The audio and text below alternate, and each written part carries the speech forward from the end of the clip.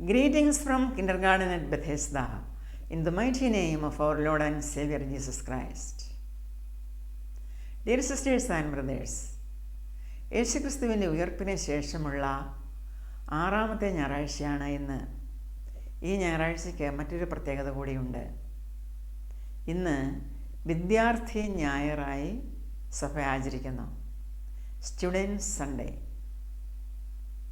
യേശുക്രിസ്തു തൻ്റെ പരസ്യ ശുശ്രൂഷ കാലയളവിൽ 70 ശിഷ്യന്മാരെ തിരഞ്ഞെടുത്ത് താൻ പോകുവാൻ പോകുന്ന ഗ്രാമങ്ങളിലേക്കും നഗരങ്ങളിലേക്കും തനിക്ക് മുമ്പായി അയച്ചു.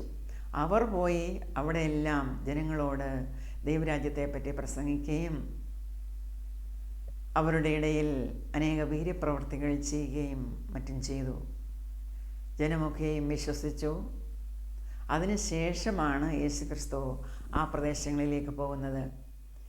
ഇവിടെ ഇന്നത്തെ വചനപാഠമായി നമുക്ക് നൽകപ്പെട്ടിരിക്കുന്നത് വിശുദ്ധനായ ലൂക്കോസ് എഴുതിയ സുവിശേഷം 10-ാം അധ്യായം 21 മുതൽ 24 വരെയുള്ള വാക്യങ്ങളാണ്. അവിടെ പറയുന്നു, യേശുക്രിസ്തു ഈ 70 പേരെ അയക്കയിൽ പരിശുദ്ധാത്മാവിൽ സന്തോഷിക്കുന്നതായി. യേശുക്രിസ്തുവിന് സന്തോഷമാണ് അവരെപ്പറ്റി.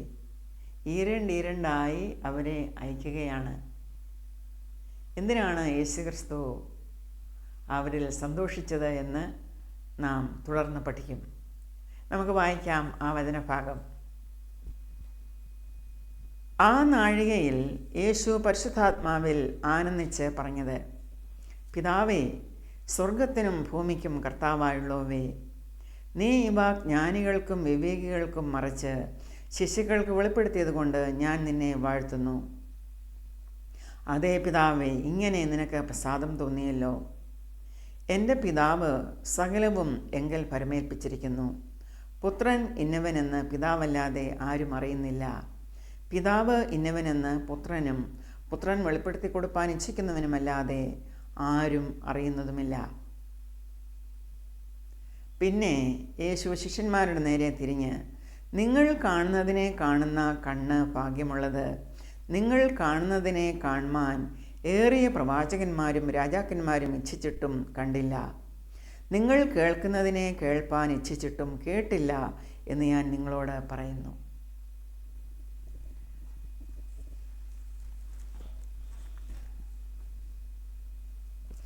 At that time, Jesus, full of joy through the Holy Spirit, said, I praise you, Father, Lord of heaven and earth, because you have hidden these things from the wise and the learned and revealed them to little children. Yes, Father, for this was your good pleasure. All things have been committed to me by my Father. No one knows who the Son is except the Father, and no one knows who the Father is except the Son, and those to whom the Son chooses to reveal him. Then he turned to his disciples and said privately, Blessed are the eyes that see what you see. For I tell you that many prophets and kings wanted to see what you see, but did not see it, and to hear what you hear, but did not hear it. യേശു പരിശുദ്ധാത്മാവിൽ ആനന്ദിച്ച് പിതാവാം ദൈവത്തെ മഹത്വപ്പെടുത്തുന്നതാണ് 21-ാം വാക്യത്തിൽ നാം വായിച്ചത്. എന്തായിരുന്നു യേശുവിൻ്റെ ആനന്ദത്തിന് കാരണം? ഇത് നാം കാണുന്നത് ഇതിന് തൊട്ടു മുമ്പുള്ള വാക്യങ്ങളിലാണ്, 17 മുതൽ 20 വരെയുള്ള വാക്യങ്ങളിൽ. യേശു 70 പേരെ തിരഞ്ഞെടുത്ത് അവരെ ഈരണ്ടായി താൻ കടന്നു ചെല്ലുവാൻ പോകുന്ന പട്ടണങ്ങളിലേക്കും ഗ്രാമങ്ങളിലേക്കും തനിക്ക് മുമ്പായി അയച്ചു. അവർ അവിടെ ചെന്ന് ദൈവരാജ്യത്തെ സുവിശേഷിച്ചു. ശിഷ്യന്മാരുടെ കൈകളാൽ അനേകം വീര്യപ്രവർത്തികൾ ആ പ്രദേശങ്ങളിൽ നടന്നു. അവർ മടങ്ങി വന്ന് യേശുവിനോട് റിപ്പോർട്ട് ചെയ്യുകയാണ്, കർത്താവേ, നിന്റെ നാമത്തിൽ ഭൂതങ്ങളും ഞങ്ങൾക്ക് കീഴടങ്ങുന്നു. അപ്പോൾ യേശു അവരോട് പറഞ്ഞു, സാത്താൻ മിന്നൽ പോലെ ആകാശത്ത് നിന്ന് വീഴുന്നത് ഞാൻ കണ്ടു. പാമ്പുകളെയും തേളുകളെയും ശത്രുവിൻ്റെ സകല ബലത്തെയും ചവിട്ടുവാൻ ഞാൻ നിങ്ങൾക്ക് അധികാരം തരുന്നു. ഒന്നും നിങ്ങൾക്ക് ഒരിക്കലും ദോഷം വരുത്തുകയും ഇല്ല. എങ്കിലും ഭൂതങ്ങൾ നിങ്ങൾക്ക് കീഴടങ്ങുന്നതിലല്ല, നിങ്ങളുടെ പേര് സ്വർഗത്തിൽ എഴുതിയിരിക്കുന്നതിലത്രേ സന്തോഷിപ്പീൻ. ഇത്രയും കാര്യങ്ങളാണ് യേശു അവരോട് പറഞ്ഞത്. യേശുവിനോട് വന്ന് ഈ 70 പേർ തങ്ങൾക്ക് അനുഭവിക്കുവാനിടയായ കാര്യങ്ങൾ പറഞ്ഞപ്പോൾ യേശു അവരോട് പറയുകയാണ്, സാത്താൻ വീണിരിക്കുന്നു. യേശു അത് മുന്നമേ കണ്ടു. തുടർന്ന് പറയുകയാണ്, പാമ്പുകളെയും തേളുകളെയും ശത്രുവിൻ്റെ സകല ബലത്തെയും ചവിട്ടുവാൻ ഞാൻ നിങ്ങൾക്ക് അധികാരം തന്നിരിക്കുന്നു. എന്താണ് ഈ പാമ്പുകളും തേളുകളും?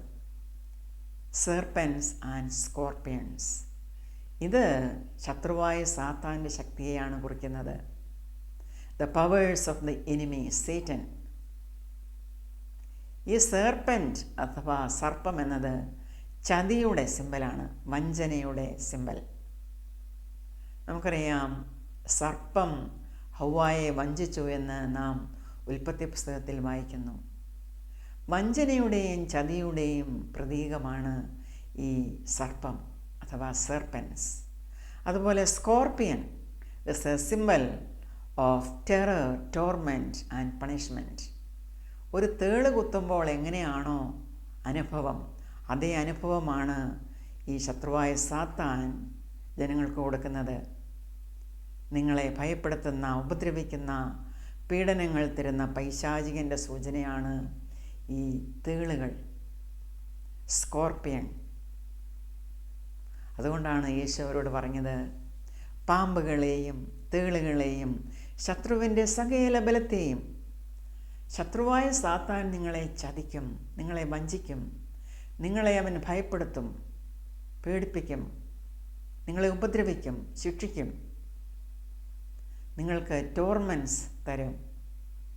പക്ഷേ അതൊന്നും കണ്ട് നിങ്ങൾ കുലുങ്ങേണ്ട കാര്യമില്ല. അതിൻ്റെ ബലത്തെ എല്ലാം ചവിട്ടുവാൻ ഞാൻ നിങ്ങൾക്ക് അധികാരം തരുന്നു. അവയൊന്നും ഒരിക്കലും നിങ്ങൾക്ക് ദോഷം വരുത്തുകയുമില്ല. അതുകൊണ്ട് തീർന്നില്ല. യേശു അവരോട് പറയുകയാണ്, ഭൂതങ്ങൾ നിങ്ങൾക്ക് കീഴടങ്ങുന്നതിലല്ല, നിങ്ങളുടെ പേര് സ്വർഗത്തിൽ എഴുതിയിരിക്കുന്നതിനാൽ തന്നെ സന്തോഷിപ്പീൻ. അവരെ പുകഴ്ത്തുകയാണ് കർത്താവ്, ആ 70 പേരെ. നിങ്ങളുടെ പേര് സ്വർഗത്തിൽ എഴുതപ്പെട്ടിരിക്കുന്നു. കാരണം ഞാൻ നിങ്ങളെ തിരഞ്ഞെടുത്ത് അയച്ചപ്പോൾ നിങ്ങൾ ലോകപ്രകാരം വിജ്ഞാനികളായിരുന്നില്ല, പഠിപ്പുള്ളവർ ആയിരുന്നില്ല, മഹത്തുക്കൾ ആയിരുന്നില്ല. പക്ഷേ നിങ്ങൾ ഞാൻ പറഞ്ഞത് കേട്ടു, വിശ്വസിച്ചു, അനുസരിച്ചു, എന്നിൽ ആശ്രയം വെച്ചു. നിങ്ങളോട് ഞാൻ കൽപ്പിച്ചത് നിങ്ങൾ ചെയ്തു. ആ ഗ്രാമങ്ങളിലേക്കും പട്ടണങ്ങളിലേക്കും നിങ്ങൾ പോയി ദൈവരാജ്യത്തിൻ്റെ സുവിശേഷം പ്രസംഗിച്ചു. അതാണ് എനിക്ക് നിങ്ങളോട് ഇഷ്ടം.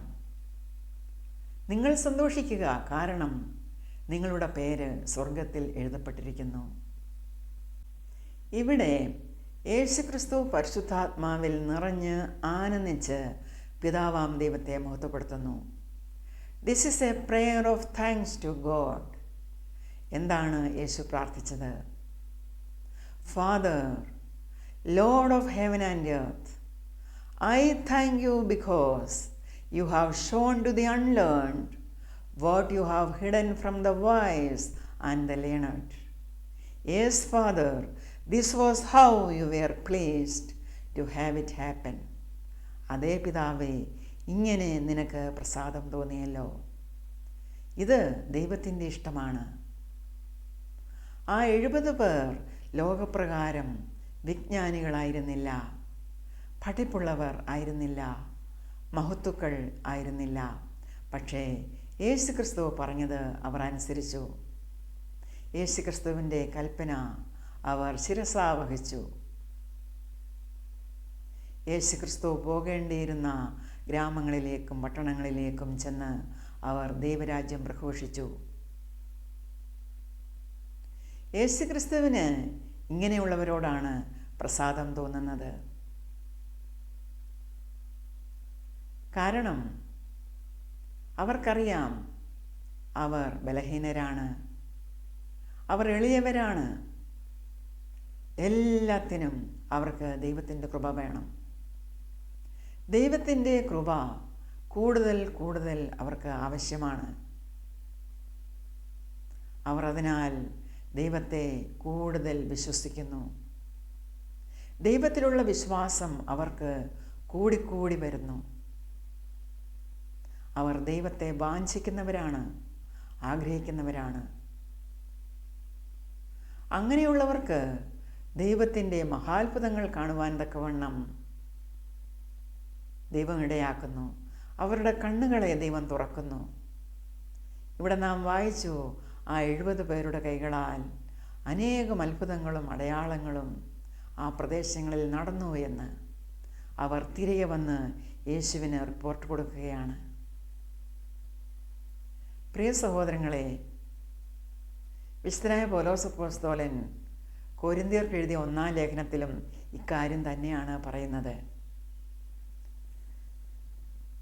പൗലോസ്ലീഹ പറയുന്നു, സഹോദരന്മാരെ, നിങ്ങളുടെ വിളിയെ നോക്കുവീൻ. ദൈവം നിങ്ങളെ വിളിച്ചിരിക്കുകയാണ്. നിങ്ങളുടെ വിളിയെ നോക്കുവീൻ. ലോകാഭിപ്രായ പ്രകാരം ജ്ഞാനികൾ ഏറെയില്ല, ബലവാന്മാർ ഏറെയില്ല, കുലീനന്മാരും ഏറെയില്ല. ജ്ഞാനികളെ ലജ്ജിപ്പിപ്പാൻ ദൈവം ലോകത്തിൽ ഭോഷത്വമായത് തിരഞ്ഞെടുത്തു. ബലമുള്ളതിനെ ലജ്ജിപ്പിപ്പാൻ ദൈവം ലോകത്തിൽ ബലഹീനമായത് തിരഞ്ഞെടുത്തു. ഉള്ളതിനെ ഇല്ലായ്മയാക്കുവാൻ ദൈവം ലോകത്തിൽ കുലഹീനവും നികൃഷ്ടമായതും ഏതുമില്ലാത്തതും തിരഞ്ഞെടുത്തു. ദൈവസന്നിധിയിൽ ഒരു ജഡവും പ്രശംസിക്കാതിരിക്കേണ്ടതിന് തന്നെ.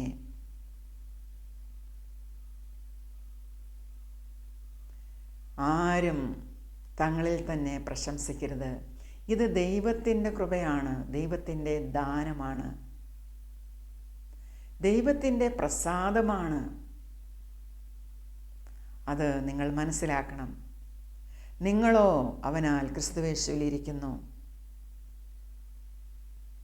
അവൻ നമുക്ക് ദൈവത്തിൽ നിന്ന് ജ്ഞാനവും നീതിയും ശുദ്ധീകരണവും വീണ്ടെടുപ്പും ആയിത്തീർന്നു. പ്രശംസിക്കുന്നവൻ കർത്താവിൽ പ്രശംസിക്കട്ടെ എന്ന് എഴുതിയിരിക്കുന്നത് പോലെ ആകേണ്ടതിന് തന്നെ നാം പ്രശംസിക്കേണ്ടത് നമ്മുടെ കർത്താവിലാണ്, ദൈവത്തിലാണ്. അവനാണ് സർവജ്ഞാനത്തിൻ്റെയും ഉറവിടം. അവനാണ് ജ്ഞാനം, നീതി, ശുദ്ധീകരണം, വീണ്ടെടുപ്പ്. നമ്മുടെ വീണ്ടെടുപ്പുകാരൻ അവനാണ്. നമ്മെ ശുദ്ധീകരിക്കുന്നവൻ അവനാണ്. നമ്മെ നീതീകരിക്കുന്നവൻ അവനാണ്. അത് നാം മനസ്സിലാക്കണം. ദൈവത്തിൽ ആശ്രയിക്കണം.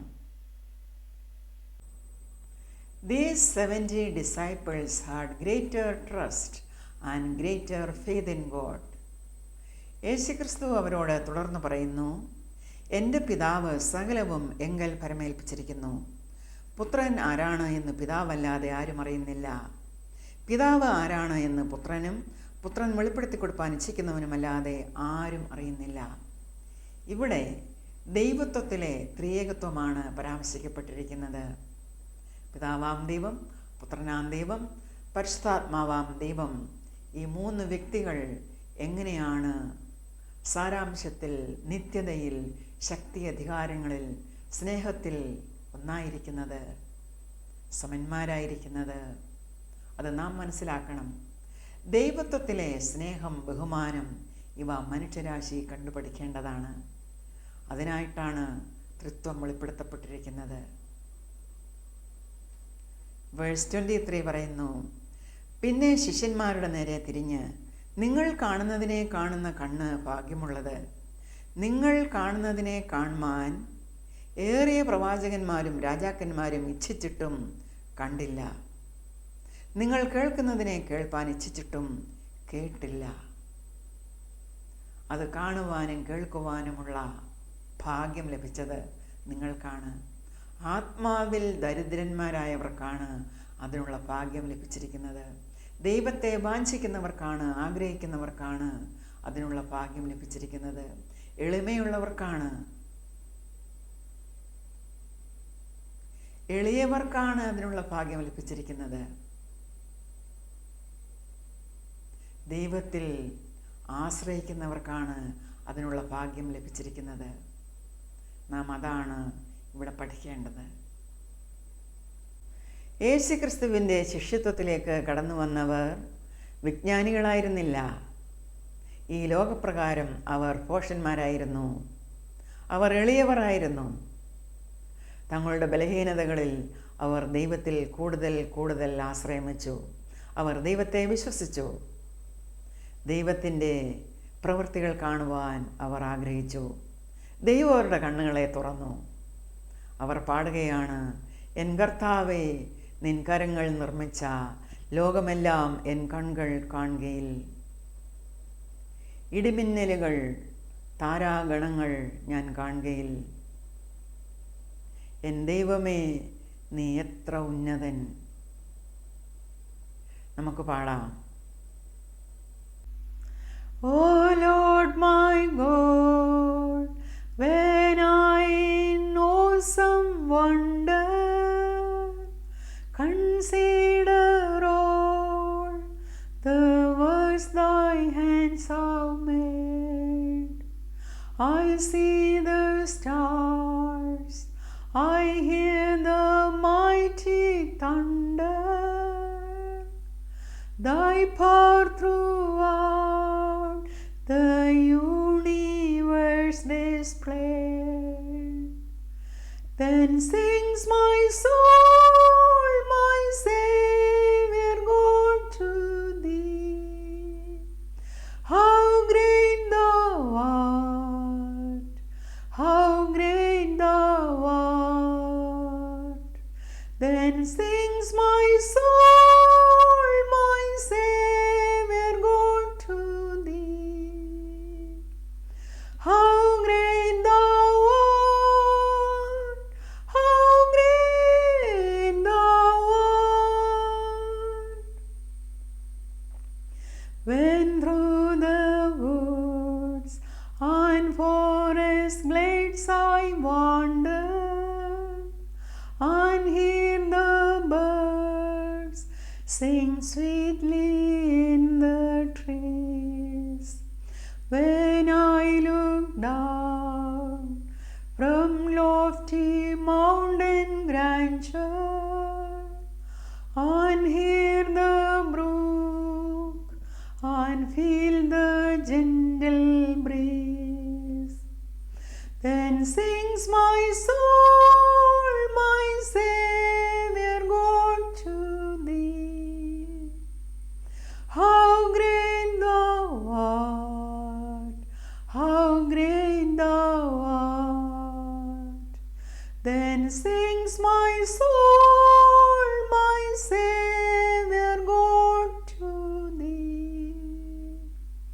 How great thou art, how great thou art.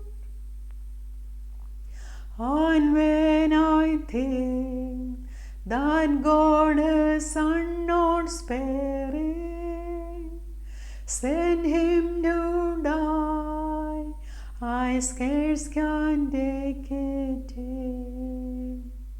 That on the cross my burden gladly bearing, he bled and died to take away my sin. Then sings my soul, my Savior God, to thee.